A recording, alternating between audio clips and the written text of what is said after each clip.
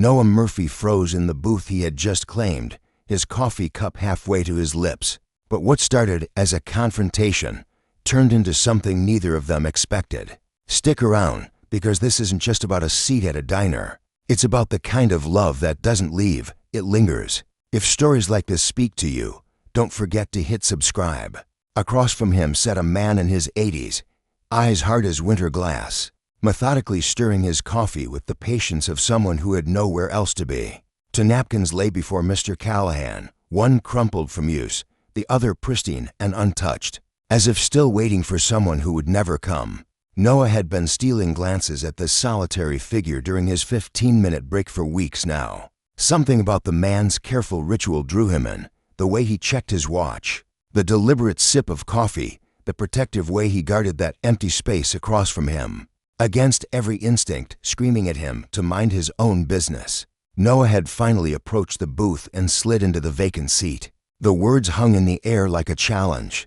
Noah felt his cheeks burn, but something kept him planted. Maybe it was the way the man's voice cracked slightly on the word wife, or maybe it was the familiar ache of eating breakfast alone that he recognized in those weathered features. "I'm sorry," Noah said quietly. "I just thought you might want company." He started to turn away, but then Mr. Callahan's expression softened, just a fraction. "Well, she's not here." He gestured to the seat across from him. Noah hesitated only a second longer before sliding in, the tray settling between them. Neither of them spoke again for the rest of the meal. Mr. Callahan sipped his coffee and stared out the window. Noah picked at his toast, unsure if this counted as a mistake or a beginning. They didn't make eye contact, didn't trade names. The silence between them sat heavily, but not coldly, more like something that had grown used to its own weight. When Mr. Callahan stood to leave, he nodded once, almost imperceptibly. Noah nodded back, unsure what it meant, but the second napkin, the one that always sat untouched, was gone. Most people in the diner didn't notice anything different that day. The booths stayed full. The plates came and went. The coffee kept pouring. But for the first time in 2 years, the seat across from Mr. Callahan hadn't stayed empty. And something about that lingered. Sunrise table eased into its morning rhythm like it always had. Coffee brewed behind the counter. Bacon hissed on the grill. And the regulars slid into their usual booths with the quiet certainty of people who had nowhere else they needed to be. Retired couples, passing truckers, and early risers came not just for the food, though it was good, but because Sunrise Table was one of the few places that still felt steady in a world that moved too fast.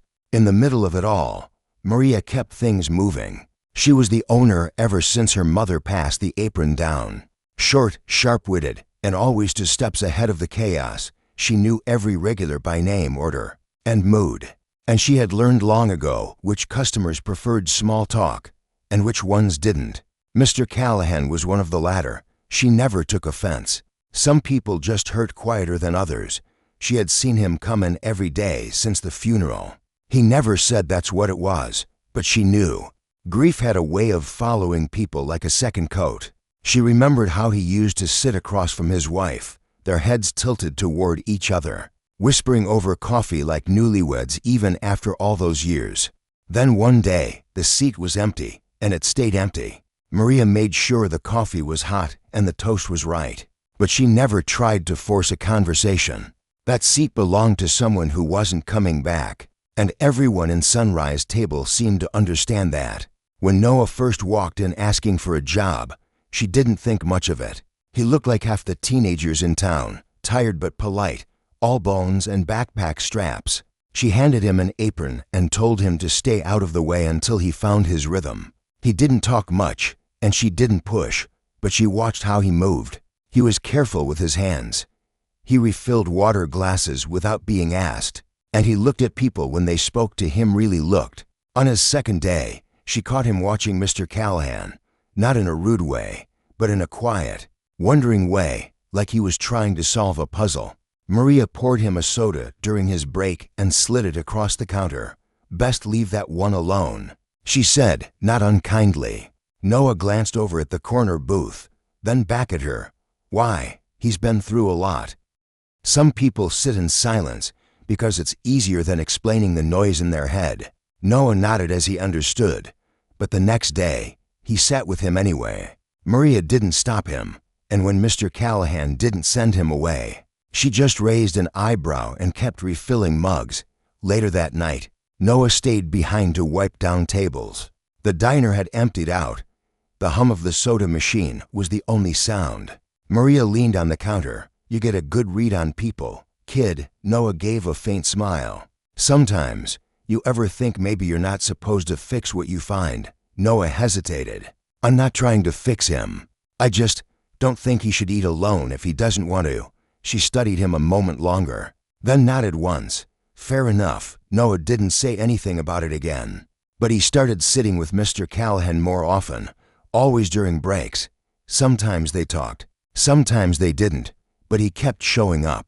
At home, things were quieter than he liked to admit. His mom worked late most nights. His stepdad didn't say much unless it was to ask him to turn something down. The house never really felt settled. He kept a notebook under his bed. Nothing fancy, just thoughts from people he overheard at the diner. Somewhere in the margins were a few lines from Callahan, bits of wisdom delivered like throwaway comments. People pay attention to the wrong things. There's no shame in sitting still. The world doesn't need more noise. Noah didn't know what he was collecting, only that it felt worth keeping. He hadn't told anyone about his grandfather, not since the funeral, which he'd barely spoken at. His grandfather used to take him for breakfast on Sundays. They'd sit by the window and play some games. And when he was gone, Noah didn't want to go back to those places without him. But something about Mr. Callahan reminded him of those mornings, not in an obvious way, but in the way grief makes strangers feel familiar. He didn't sit with him because he felt sorry. He sat with him because something about the silence made sense. But even silence has edges. One morning, about 3 weeks into their fragile routine, Noah slid into the booth and offered a soft morning.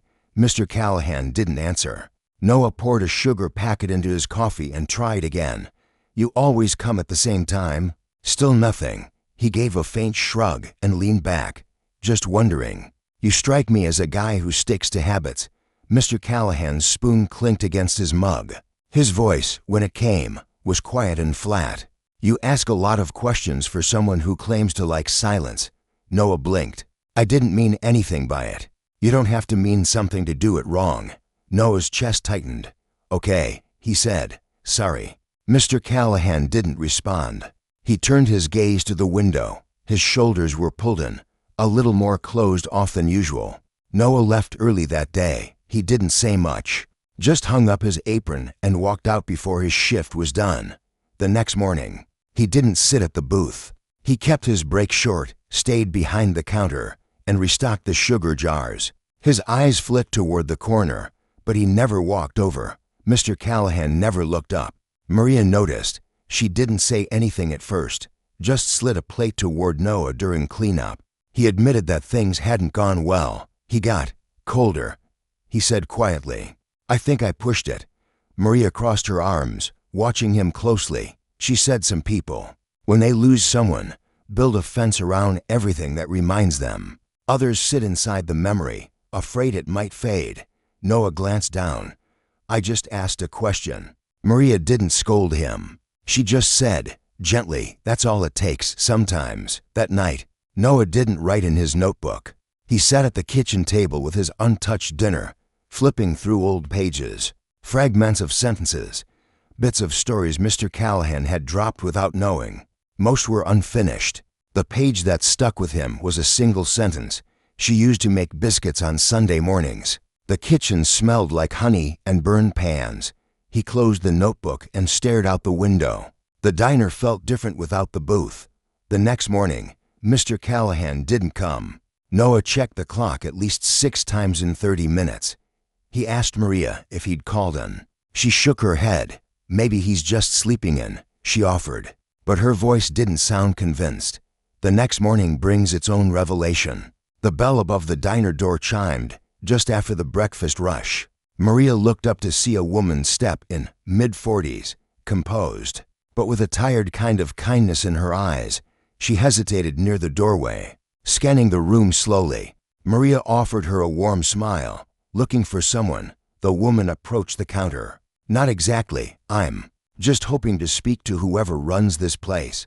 That'd be me, Maria said, setting down a coffee pot. What can I do for you? I'm Laura Callahan Webb. My father, he's been coming here for years. White hair and doesn't say much. Corner booth. Recognition flickered in Maria's face. Of course, Mr. Callahan. He doesn't like being known. Laura gave a small smile. That's him. Maria gestured to one of the smaller booths. Why don't you sit for a moment? Coffee? Please. Black. Once seated, Laura cupped the mug between her palms and spoke gently. He fell a few nights ago. Nothing serious, bruised hip, couple scrapes, but he's more withdrawn than usual. He wouldn't let me call anyone, wouldn't let me stay. Just told me to let him be. Maria's expression turned thoughtful, but she didn't seem surprised. He's always been proud, Laura continued. But lately, I don't know. He keeps mentioning someone. A boy, said he works here. Noah, Maria smiled. That'd be our quiet one. He talks about him more than I expected. Says the kid knows how to ask questions without making noise. That reminds him of someone. I think that's his way of saying he matters. Maria gave a quiet nod. I think he does. Laura glanced over her shoulder toward the kitchen. Would it be all right if I met him? Maria stood and called toward the back. Moments later, Noah appeared, wiping his hands on a towel. When he saw Laura, his brows lifted slightly in curiosity. Noah, this is Laura Callahan Webb, Mr. Callahan's daughter. Noah stepped closer, unsure of what to say. Is he okay? He's all right, Laura said gently. He fell, but he's resting. Just doesn't want anyone fussing over him. I'd like to visit, Noah said. Just to check in. Laura gave a soft shake of her head. He doesn't want visitors. Barely lets me through the door. Noah looked down, disappointed but understanding. Laura reached into her purse and pulled out a small piece of paper. That said, he's been talking about you enough that I figured. Just in case. She slid the paper across the table. No promises. He might not even answer. But you deserve to know where to knock. Noah took the note, folded it carefully, and tucked it into his pocket. Thank you, he said. Laura smiled. Thank you, too, for sitting with him, for asking the kind of questions he doesn't know how to ignore. That afternoon, Noah sat alone in the corner booth. The empty seat across from him felt heavier than usual. He placed a napkin down, then folded it up and tucked it into his pocket. Later, as the diner quieted, he lingered in the kitchen, staring at the specials board. Something inside him stirred. Back home, he pulled out his notebook again, flipped to the page with the biscuits. He'd never baked anything before, but the notes were there. Barely legible guesses written in half phrases. Flour, not bleached. More honey than you think. Milk, whole. She'd hum while stirring. He grabbed the basics, flour, eggs, milk, and honey. The butter softened to fast in his hands, like it wasn't used to being held. The first batch came out raw in the center. The second, burnt at the edges. The third almost passed, but they tasted like an imitation. He scribbled on the back of the recipe page. I don't know if this is right, but it feels like trying matters.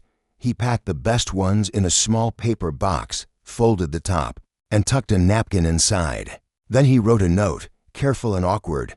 I think I got close. Come teach me the rest. The walk to Mr. Callahan's apartment was quiet. The building was old but clean, the kind with faded brass mailboxes and potted plants by the entryway.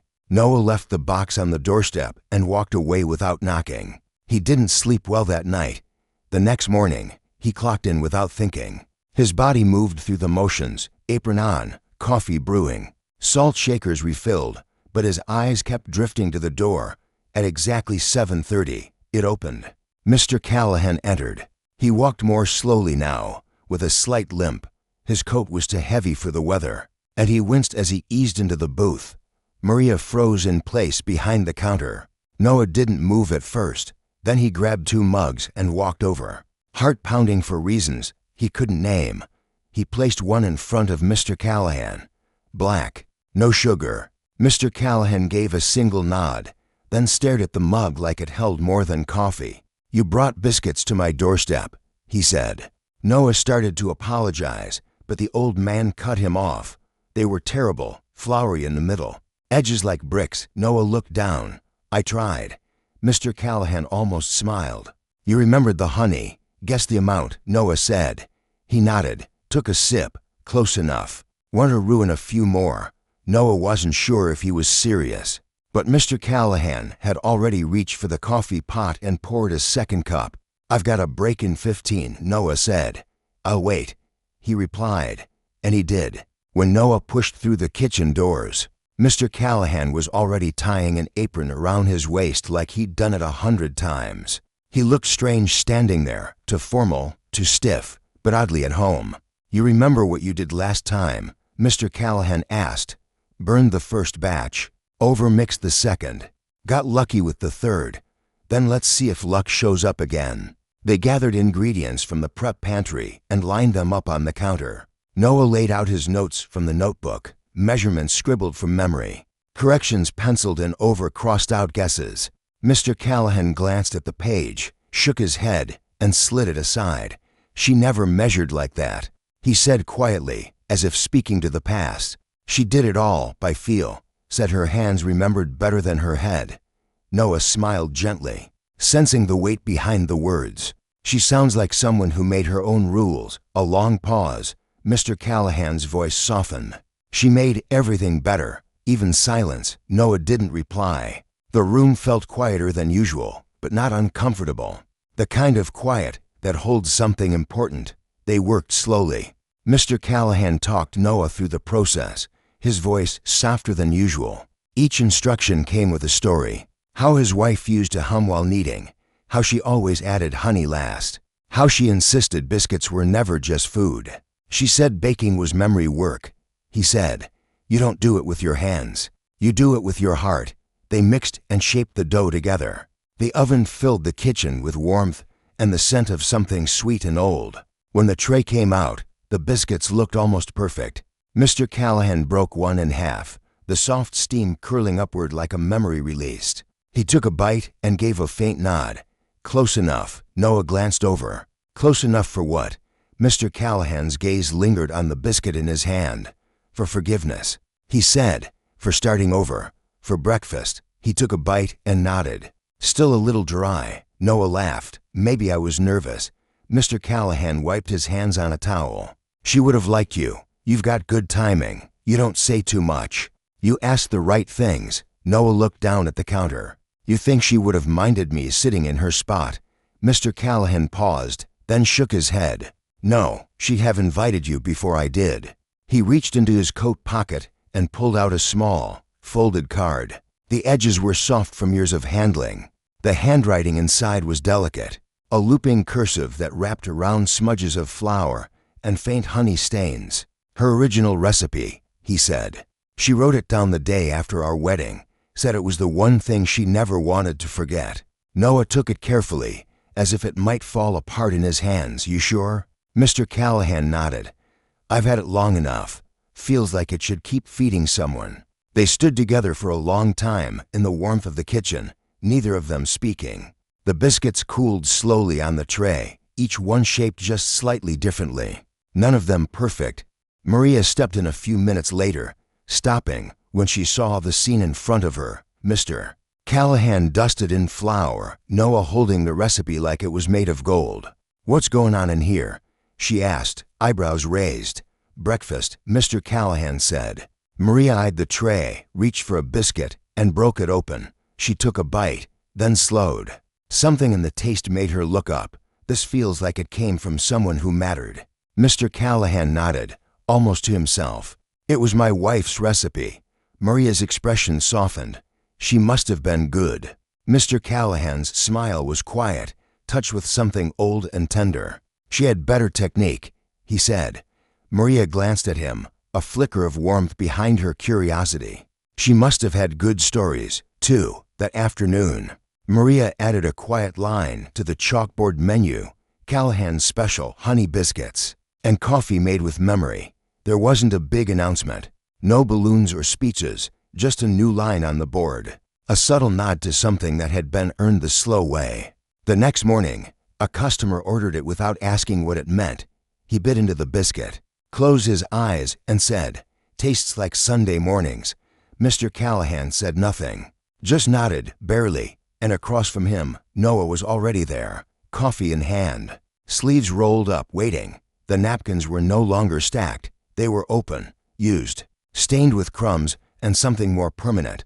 Something that wasn't grief anymore. Something like peace. From then on, the Callahan special wasn't just a breakfast item. It became part of the rhythm of Sunrise table. Some ordered it by name.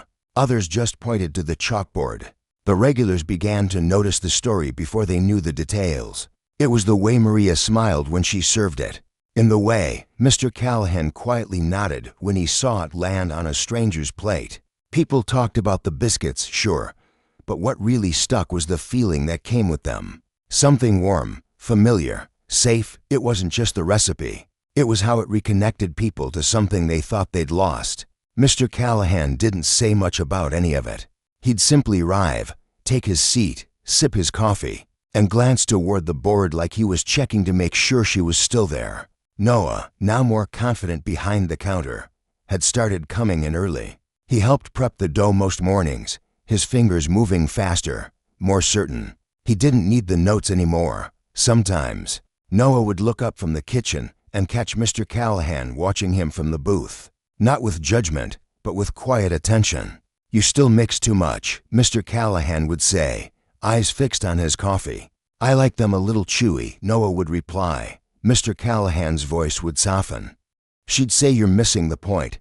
Noah would nod, a smile tugging at the corner of his mouth. She'd be right. They'd share a glance then, brief, but warm. A small smile passed between them, small, but real. One afternoon, Laura walked into the diner. She looked around, paused when she saw her father, and then walked over to Maria behind the counter. "I wasn't sure he'd actually come back here," she said. Maria handed her a menu, though she clearly didn't need it. He came back. Not all at once, but he did. Her eyes scanned the room. She noticed the chalkboard. "That's her writing," she whispered. Maria nodded. "We copied it from the original card." She sat with her father, ordered a coffee, and quietly reached for his hand. "Mom would have loved this," she said. Mr. Callahan didn't answer right away. Then he looked toward the kitchen, where Noah was helping a new hire portion out biscuit dough. His gaze lingered on the empty booth, his voice softened by memory. "She had a habit of picking people," he said. "The kind who didn't know they needed someone, until she showed up." His daughter looked at him. Curious, she picked him. Mr. Callahan shook his head gently. "No, but I think maybe she left space for him." That night, after closing, Noah wiped down the booth. Maria handed him the framed copy of the recipe, now laminated, smudge-proof, and resting near the register. "You should put this back where it started," she said. He placed it gently on the windowsill next to the booth. A few days later, Noah came in early again. The dough was already out on the counter, covered with a towel. But there was something new beside it. A small metal biscuit cutter and a folded cloth napkin. The cutter had initials etched into the handle, MC, barely visible now from use. Noah turned it over in his hands. Maria walked in behind him. "He dropped it off this morning." "Why?" Said it belonged to someone who knew what they were doing in the kitchen. "Figured you're next in line." Noah glanced at the biscuit cutter, then at Mr. Callahan's usual seat. Empty, but not gone. He set the cutter down and rolled out the dough. That morning, the biscuits came out lighter, still imperfect, but closer. He brought the first plate to the booth, setting it down like a quiet offering. Across from it, he folded one napkin, for her, and for anyone who ever missed someone quietly. It rises in the smallest things. Weeks later, Mr. Callahan returned, slower on his feet, his daughter beside him. Maria greeted them with a smile, still keeping that seat warm. She asked Noah as he wiped the counter. He nodded. Always, Mr. Callahan sat without a word. He didn't need to speak. The way he looked at the napkin said enough. After their meal, his daughter left a faded photo. Mr. Callahan and his wife, shoulder to shoulder. Maria framed it the next morning, hanging it beside the recipe card. The regulars noticed. They asked quiet questions. They shared their own stories, and the Callahan special became more than breakfast. It became a memory you could taste, A quiet way to pass something on. One night, as Noah closed up, he found a note tucked under the napkin. Just one line. Thank you for keeping her seat warm. No signature. He didn't need one. Somewhere between the first and last biscuit, something shifted. Because even the smallest kindness, a seat, a recipe, can carry someone forward. Love doesn't always leave. It stayed in every crumb, every note passed, every napkin folded, and often, it only takes one person to turn loneliness into a legacy. Don't forget, everyday heroes are all around us.